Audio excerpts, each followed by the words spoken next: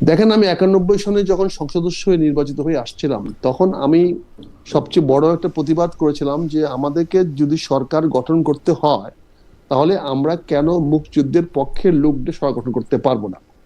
তৎকালীন সময়ে আমাদের আসন ছিল 142টি, আমাদের প্রয়োজন ছিল আর 9টি আসনের। 9টি আসন কিন্তু জামাত এবং জাতীয় পার্টি ছাড়াও আমাদের পক্ষে সংগ্রহ করা সম্ভব ছিল। কিন্তু তৎকালীন সময়ে বিএনপির সবচেয়ে বেশি আগ্রহ ছিল যে তারা যেন এই জামাতকে নিয়ে দল করে। আমি বলেছিলাম এই জন্য যে জামাত যেহেতু তাদের বিরুদ্ধে যুদ্ধ অপরাধের একটা অপবাদ আছে, তাদের অনেকের বিরুদ্ধে যুদ্ধ অপরাধে মুক্তিযুদ্ধের বিরোধিতা করেছে, সরাসরি বিরোধিতা করেছে। যেমন তৎকালীন সময়ে নিজামী সাহেব বা এই তারপরে তখন এরা কয়েকজন নেতৃস্থানে যারা করেছিলেন, গোলাম আজম সাহেব নিজ নেতৃত্বের বিরোধিতা করেছিলেন বাংলাদেশের।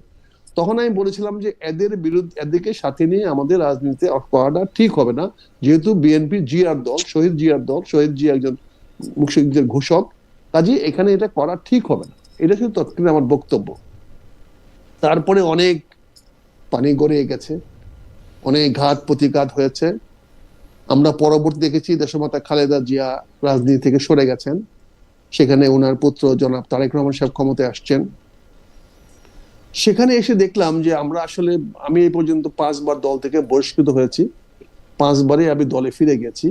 কারণ আমার দলের প্রতি আনুগত্য কখনোই কম ছিল বলে আমি মনে করি নাই, এবং এখনো আমি অন্তর দিক দিয়ে দলের প্রতি আনুগত্য, দেশমাতা খালেদা জিয়ার প্রতি অনুগত, আমি শহীদ রাষ্ট্রপতি জিয়া রহমানের প্রতি অনুগত, তারাই আমার নেতা। কিন্তু দেখা গেল গত প্রায় 4 বছর ধরে, 3 থেকে 4 বছর ধরে আমি বহিষ্কৃত, 22 সন থেকে আমি বহিষ্কৃত। কারণ আমার অপরাধ ছিল, আমি বলেছিলাম দলের নেতাদেরকে যে তোমরা যে আন্দোলনে যাচ্ছ না, এই যে ডেলি ডেলি পায়জামে পাঞ্জাবি বদলায় বদলায় খালি মিডিয়ার সামনে এসে কথা বলো, যে তোমাদের তো রাজপথে আমরা দেখি না, রাজপথে না থাকলে তো একদিন তো তোমাদের উপরে জনগণ চড়াও হবে। সেখানে আমি কর্কশ ভাষায় বলেছিলাম যে মানুষ জুতা পেটা করবে। এই বিষয়টি তারেক রহমানের সামনে গিয়ে তুলে ধরা হলো, আমি নাকি তারেক রহমান সাহেবকে বলছি জুতা পেটা করবে। তারেক রহমান সাহেব একবার ভেবে দেখলেন না যে লন্ডন থেকে তো উনি আন্দোলনে অংশগ্রহণ করা সম্ভব না। সম্ভব না যে সমস্ত নেতারা ঢাকা শহরে রাজনীতি করার কথা। আমরা তো দেখেছি কোন নেতাই মঞ্চে 5 থেকে 7 মিনিট আগে মঞ্চে যেতেন, তারপর বক্তৃতা দিয়ে মঞ্চ থেকে নেমে চলে আসতেন। এই জিনিসটা তারেক রহমান সাহেব জানতেন না। জানতেন না বলে উনি মনে করতেন যে আমাদের বিএনপির নেতারা, বিশাল বিশাল নেতারা, কে কত মামলা খাচ্ছে, সে যত মামলা খাচ্ছে তত বড় নেতা। এখন জেল খাটা নেতা না, এখন নেতাদের হলো কে কত মামলা কেটেছে, কত কার নামে কত মামলা আছে। তৎকালীন সময় বলেছিলাম। তারপরে আমাকে আবার 5মবারের মতো বহিষ্কার করা হলো। সেই বহিষ্কার আজকে প্রায়, ম্যাডাম যত বহিষ্কার করছে 2-3 মাস 5 মাস পরে আমার বয়সকে আবার মানে প্রত্যাহার করে নিয়েছে। আমাকে ডাকছে, বলছে বলো এগুলা কেন করলা। আমি বলছি, বলাবো ঠিক আছে যাও দল করো গে, কাজ করো গে, বাস ম্যাটার ফিনিশড। বলছি হয়তো কোনো কারণে 3 মাস 6 মাস, 5 মাস 6 মাসের বেশি হয় নাই, কোনো কারণে আমার বহিষ্কার হয়েছে। কিন্তু এই বছর তারেক রহমান সাহেব 3 বছর ধরে আমাকে ঝুলায় রাখছে। শুধু ঝুলায় রাখেন না, উনি এত বেশি ভিন্ডিকটিভ হয়েছেন যে আমার সামনে দলের কোনো নেতা কথা বললেও তিনি তাকে বহিষ্কার করে দেন। আমার স্কুলের মাঠে নাসির বলে একটি ছেলে, অত্যন্ত উদীয়মান ছেলে। রঞ্জন ভাই, একটু যদি সংক্ষেপে বলতেন, মানে আমাদের আরো অনেক প্রশ্ন ছিল। মানে জি, আমি সংক্ষেপে বলছি, নাহলে পটভূমিকাটা আপনি বুঝবেন। সে নাসির ছেলেটা ঢাকা ইউনিভার্সিটির তুখুর ছাত্র নেতা। সে আমার স্কুলে মাঠে এসে কেন খেলা উদ্বোধন করলো, সে তাকে বহিষ্কার করে দিয়ে আসলো। আমি অত্যন্ত আঘাত পেয়েছি। যাই হোক, তারপরে এই পট পরিবর্তন হয়েছে। এই পট পরিবর্তনের পরে আমার এলাকার মানুষ অনেক আবদার করেছে, মিটিং করেছে, জনসভা করে বলেছে বহিষ্কার উদ্দেশ্য করার জন্য, কিন্তু সেই বহিষ্কার উনি প্রত্যাহার করে নেন নাই। এমনকি এইবার যে নমিনেশন দিয়েছেন সেখানেও আমাদেরকে কোনো জিজ্ঞাসাবাদ করেন নাই। আমি নির্বাচন করব না আগেই ঘোষণা দিয়ে দিয়েছি। আমি 2024 সনে আমি আগস্ট আন্দোলনের পরেই ঘোষণা দিয়েছি আমি আর নির্বাচন করব না, এবং তারপরে বারবার বলে আসছি। কিন্তু উনি আমাদের কোন রকম গুরুত্ব দেয় না। এমনকি আমরা ভোট কাকে দিব সে প্রার্থী পর্যন্ত যোগাযোগ করে না। আমি যেখানে পরিষ্কার বলে দিয়েছি আমি নির্বাচন করব না, সেখানে প্রার্থী পর্যন্ত আমার সঙ্গে যোগাযোগ করে না, কারণ তাকে বহিষ্কার করে দিতে পারে, বিএনপির নেতা কর্মী না বহিষ্কার হতে পারে। এরকম একটা ভিন্ডিকটিভ নেতা যদি হয়, এভাবে তো রাজনীতি হবে না। এই যে তিনি 30 তারিখে দেশমাতা খালেদা জিয়া মারা গেছেন, এমন কি প্রয়োজন ছিল যে 3 দিন ওই দিনই 3জন নেতাকে বহিষ্কার করতে হবে? উনি কি বহিষ্কারের নেতা? এটা কোন রাজনীতির ভাই? মানে কিছু হলে বহিষ্কার করে দেবেন, বেশি হলে আপনি শোকজ করেন, বিচার দেখেন, বলেন। হ্যাঁ জি মেজর রঞ্জন, আমরা মানে আপনার ব্যাপারটা একটু বুঝতে চাইতেছিলাম যে মানে যেহেতু আপনি দল থেকে বহিষ্কার হয়েছেন, সেহেতু আপনার যেহেতু জামাতে ইসলামী আপনার আদর্শের বিপক্ষে থাকলেও আপনার এখন জামাতে ইসলামীতে যাইতে বাধা নাই, কারণ আপনি নেতাকে একটা শিক্ষা দিতে চাচ্ছেন, তাই তো? নেতাকে শিক্ষা দেওয়ার ব্যাপার না, কোন অবস্থাতে না, নেতাকে শিক্ষা দেওয়ার জন্য না। এখানে যেহেতু আমার কোনো অবস্থান নাই, আমি দল করি না, দলে আমার কোনো পদ নাই, সদস্য নাই, এবং দল করতেও পারছি না, এমনকি আগামী নির্বাচনে কাকে ভোট দেবো সেটা করতে পারছি না। তার মধ্যে আবার তারেক রহমান সাহেব একটা বক্তব্য দিলেন, যে উনি বললেন যে একটা শব্দ আছে না, রিটায়ারমেন্ট। আপনাকে রাজনীতি করতেই হবে কেন? মানে এটার ম্যাডাম রিটায়ার করলেন না কেন? না, সেইটা তো দলের সাথে তার এতখানি পার্থক্য হয় না, দলের সাথে এতখানি পার্থক্য না। রাজনীতি রিটায়ারমেন্ট করতে কোনো জিনিস তো নাই। রাজনীতি মানুষ আমূর্তি করে, আমাকে কেন রিটায়ারমেন্ট করতে হবে? আমার চেয়ে বড় বড় বয়সের লোকেরা কি বিএনপিতে নাই? আপনি ৩৫ বছর যে কথা বললেন, সেই কথার বিপক্ষে, এমনকি আমরা দেখেছি যে একটা ওয়াজের অনুষ্ঠানে আপনি দাঁড়িয়ে যে কথাগুলি আপনি বলেছেন, আপনার কি এখন নিজের কথাগুলি নিজের গায়ের উপর লাগছে কিনা, সেই অর্থে আমি বলতেছিলাম যে আপনার যখন মিলতেছে না। কি বলেছি? ওয়াজে আমি না ওয়াজে না, আপনি ওয়াজের কথা আমি বলতেছি যে ওয়াজের ওখানেও আপনার বিরুদ্ধে এক ধরনের প্রতিবাদ হয়েছে, সেইখানেও আপনি এক ধরনের কথা বলছেন। না, সেই ওয়াজের প্রতিবাদ যারা করেছে তাদের বিরুদ্ধে তো আমরা বলেছি। যারা মিথ্যা ওয়াজ করে, যারা ভুল কোরআন শরীফ বলে, তারা তো জামাত না, তাদের বিরুদ্ধে আমি বলেছি। আর জামাতের বিরুদ্ধে যখন আপনি বলছেন অসংখ্যবার, আমি নিজে দেখেছি যে অনুষ্ঠানে, মানে রঞ্জন ভাই, আমরা তো আসলে আপনাকে একজন বিশিষ্ট মুক্তিযোদ্ধা, এবং আপনি খুব সুন্দর বলেন, কিন্তু আপনি যেই জামায়াত বা জামায়াতের সম্ভাবনা নিয়ে যে আসতো, তার বিরুদ্ধেও আপনি খুব রাগ হয়ে যেতেন, বকাঝকা করতেন, ধমক দিতেন। অবশ্যই করতাম, আপনার সামনে আপনার অনুষ্ঠানে করেছি। জি করেছেন, আপনার অনুষ্ঠানে করেছি। জি, আমি অনেক সময়, কিন্তু সেই জায়গা থেকে তারা কেন এখন আমাকে বকাঝকা করে বলেন? কারা না, আপনাকে বকাঝকা করারটা ব্যাপারটা এরকম, আপনি নিজেকে কেমনে মানে এই ব্যাপারটাতে কনভিন্স করলেন, সেটাই আমি জানতে চাই।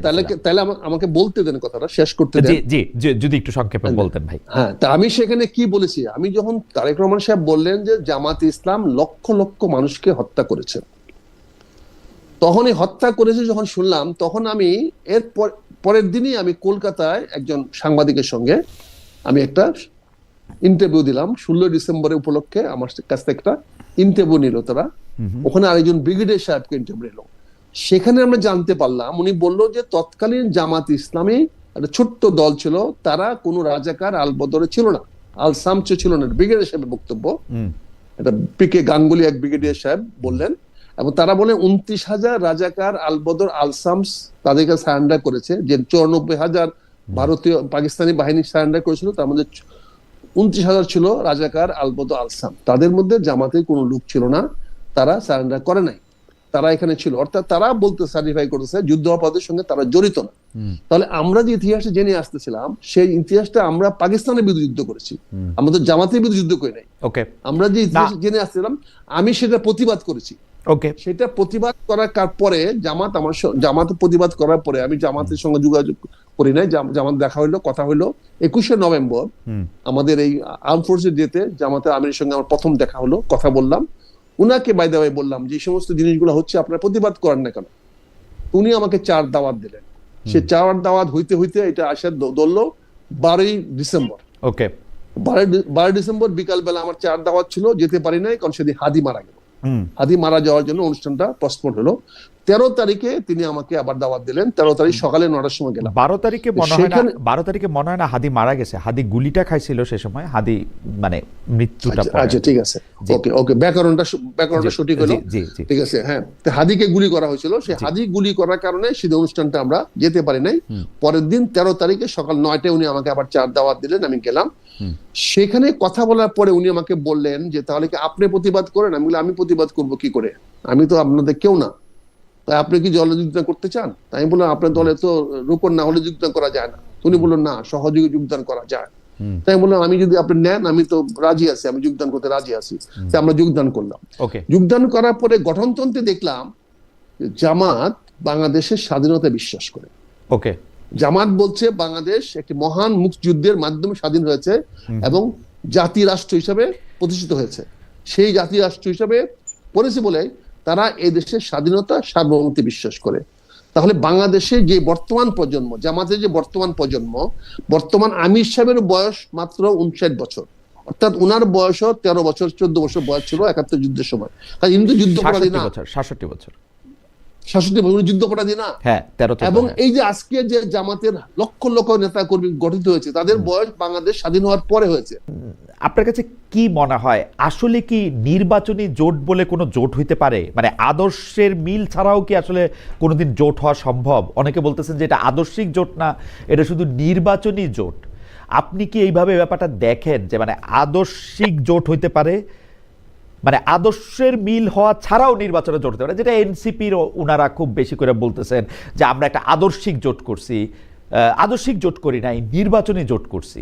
এটা কি হইতে পারে? মানে আপনি কি মনে করেন জানাবো? আসলে খালেদ ভাই, আপনি তো রাষ্ট্রবিজ্ঞান, ধর্মতত্ত্ব সবকিছু নিয়ে বিস্তারিত আলোচনা করেন। আপনার কথাবার্তাগুলো স্পষ্ট এবং সরাসরি আপনি কথা বলেন। আপনি একটা জিনিস খেয়াল করে দেখেন, আদর্শিক হলে তো কোনো জোট হওয়ার দরকার নেই, আদর্শিক তো দল। আমি আদর্শিক বিশ্বাস করি, আমি তো একটা দল। এখানে আদর্শ তো পরিবর্তন হলে এটা না, কিন্তু সেখানে নির্বাচনী, সাধারণত জোটগুলা রাজনীতি সবসময় হয় নির্বাচন ভিত্তিক। যখনই নির্বাচন আসে বা কোনো আন্দোলন আসে, কোনো ঐক্যমতের প্রশ্নে আসে, তখনই জোটগুলা হয়। কোনো একটা ইস্যুতে যারা পক্ষে তারা আসে, যারা পক্ষে না তারা অন্যদিকে যায়। আমি আলোচনাটা এখানে এইভাবে করতে চাই আপনাকে। আফিন্দি ভাই অনেকদিন ধরে ইসলামী রাজনীতি করে আসতেছেন, অনেকদিন ধরে ওনারা আসেন। আমি তো ইসলামী রাজনীতিতে মাত্র যোগদান করলাম, ইসলামী সম্বন্ধে আমার ধ্যান ধারণা অনেক বেশি এখনো হয় নাই, ওনার সঙ্গে তর্ক করার মতো যোগ্যতা আমার এখনো হয় নাই। উনি একজন আলেম মানুষ, উনি আমার চেয়ে ধর্ম ইসলাম অনেক ভালো বুঝেন, ভালো জানেন। কাজে এখানে আমার ওনার সঙ্গে তর্ক করাটা আমার জন্য হবে মানে মার সঙ্গে মাসির গল্প করা। আমি সেই ব্যাপারে যাব না। তো আমি যে কথাটা বলতে চাচ্ছি, জামাত ইসলাম রাজনৈতিক করছে আজকে, তারা ইসলাম প্রচার করতেছে না। তারা সেখানে আল্লাহ সন্তুষ্টির জন্য এবং ইহকাল এবং পরকাল দুইটাকে সামনে রেখে তারা রাজনীতি করছে। তাদের যে গঠনতন্ত্র আছে, সেই গঠনতন্ত্রে তারা বলার চেষ্টা করছে আমাদের ফাইনাল ডেস্টিনি হলো পরকাল, আমাকে ওখানে যেতে হবে। সেখানে তারা বলছে যেহেতু আল্লাহ তাআলা সত্যের নির্দেশনা সহ যুগে যুগে নবী রাসূলকে প্রেরণ করিয়াছেন, তারা কিন্তু এই কথাটা পরিষ্কার বলছে।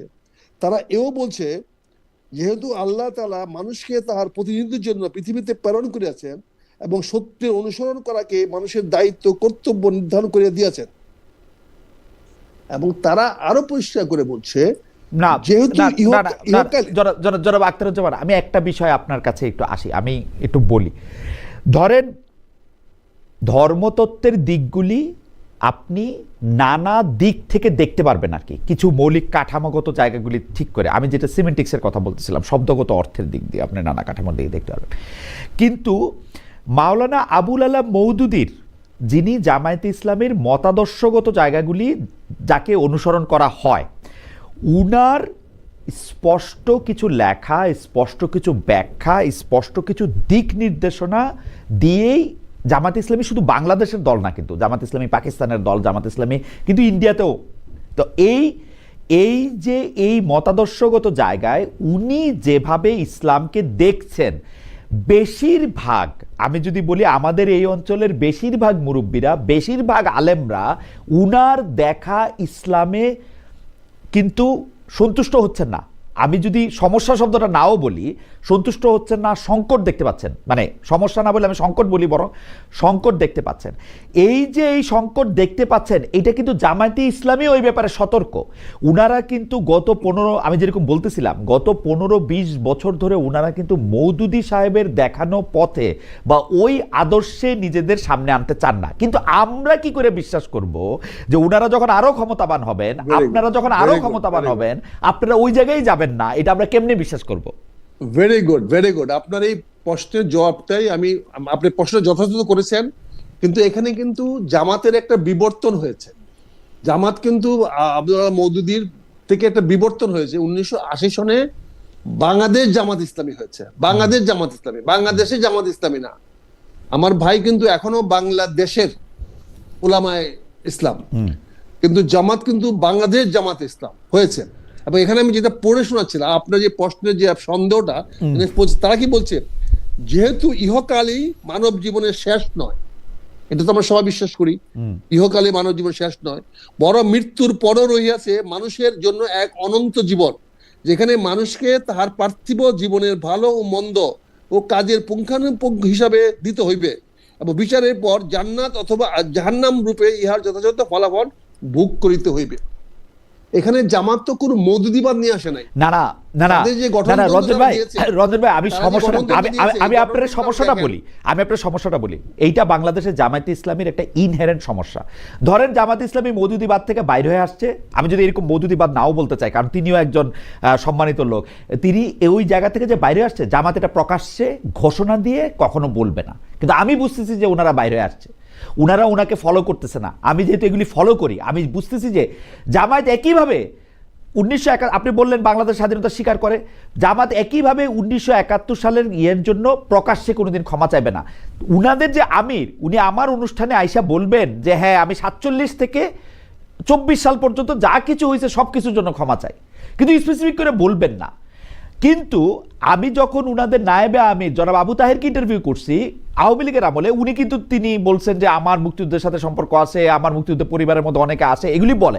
প্রকাশ্যে যে একটা বলা, ক্ষমা চাওয়া এবং নিজেদের অবস্থান পরিষ্কার করা, এইটা তারা কখনো করে না। তার জন্য আমি কোট আনকোট আপনি নিজে অনেকবার এই দলটির সমালোচনা করছেন, করেছি, হ্যাঁ, অনেক অনেক অনেক অনেক শব্দ বলছেন, যে শব্দগুলো আমি আসলে টেলিভিশনে বলতে চাই না। এখন হঠাৎ করে তো তারা মানে they didn't change their position. না না, আমি এখানেই বলছি খালেদ ভাই, এখানে আমরা বলছি তারা তাদের পজিশনটা লিখিত আকারে পরিবর্তন করেছে। তারা একটা গঠনতন্ত্র তৈরি করেছে, সেই গঠনতন্ত্রে তারা পরিষ্কার বলেছে, আপনি যদি গঠনতন্ত্র দেখেন তাহলে আপনি দেখতে পারবেন তারা সেখানে পরিষ্কার ভাবে বলেছে যে তারা এখন থেকে এই গঠনতন্ত্র অনুযায়ী দল চালাবে না। আপনি গণতন্ত্রের মধ্যে আপনি গণতন্ত্রের মধ্যে একটা লাইন দেখান, যে লাইনটার মধ্যে ওনারা বলতেছেন যে আমরা আবুল আলা মওদুদী সাহেব, যিনি আমাদের প্রতিষ্ঠাতাদের একজন, তার নির্দেশিত পথ এখন থেকে আমরা অনুসরণ করব না। এখানে পুরা বইটাতে তো এই পুরা বইটাতে পুরা এই গঠনতন্ত্রে আবুল আলা মওদুদীর নামটিও নাই। এটাই তো প্রবলেম। নামটা নিলে অসুবিধা কি? নামটা নিলে অসুবিধা কি মেজর রঞ্জন? নামটা নিলে কি অসুবিধা? নামটা নিলে কি অসুবিধা? চেঞ্জ হয় না। আপনি যে কোনো জিনিসে নেগেটিভ জিনিসটা তো নয়, আমি আপনার চশমাটি সুন্দর এটা বলাটাই ভদ্রতা, কিন্তু আপনার চশমাটির ফ্রেমটা ভাঙ্গা এটা তো কেউ বলে না। ওকে, আমার মনে হয় তারা একটা গঠনতন্ত্র দিয়েছে,